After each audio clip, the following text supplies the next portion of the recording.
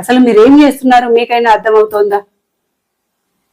ఎవరు కబ్జాలో ఉంటే వాడిదే భూమి అట,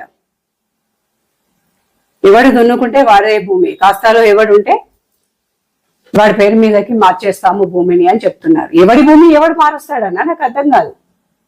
అప్పుడు భూములు కొనుక్కున్నాడు ఎందుకు? ఇంకా కబ్జాలు పెట్టుకుంటూ పోతే అయిపోతుంది కదా.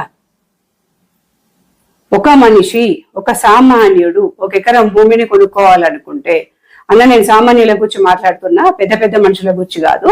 ఒక సామాన్యుడు, అదే నేనే అనుకోండి, నేను ఒక ఎకరం భూమి కొనుక్కోవాలి అనుకుంటే ఒక 10 ఏళ్ళు కష్టపడి కడుపు కట్టుకొని ఏది తినాలనిపించినా తినకుండా, కావాలన్న బట్టని కట్టుకోకుండా, ₹1 పోగేసుకొని 1 కోటో 2 కోట్లో జమ చేసుకొని ఓ ఎకరం భూమిని కొనుక్కుంటాను సిటీలో.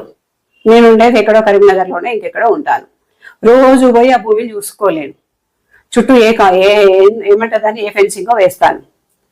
నేనేమనుకుంటా, నా భూమి నాకు సేఫ్ సైడ్ లో ఉంది అనుకుంటా, నా పేరు మీద పాస్బుక్ ఉంది, నా ధరణిలో వస్తుంది, డాక్యుమెంట్స్ అన్ని నా దగ్గర ఉన్నాయి, క్లియర్, భూమి అయితే నా సేఫ్ సైడ్ లో ఉంది అనుకుంటాను. నేను అక్కడ ఉంటా, భూమి ఇక్కడ ఉంటది. తీరా 6 నెలలకో 3 నెలలకో వచ్చి చూసేటప్పటికి ఎవడో కబ్జా పెడతాడు, కర్రీ మొత్తం తీసేస్తాడు, కంచె తీసేస్తాడు. అప్పటికే వాడు కంపౌండ్ వాల్ వేస్తాడు, లోపల 2 రూబీ వేసుకుంటాడు, అవసరమైతే ఇంత పంటేస్తాడు. ఇప్పుడు నేను ఎవరి దగ్గరికి పోవాలి నా భూమి కోసం? ఆ భూమి వాడిదా నాదా?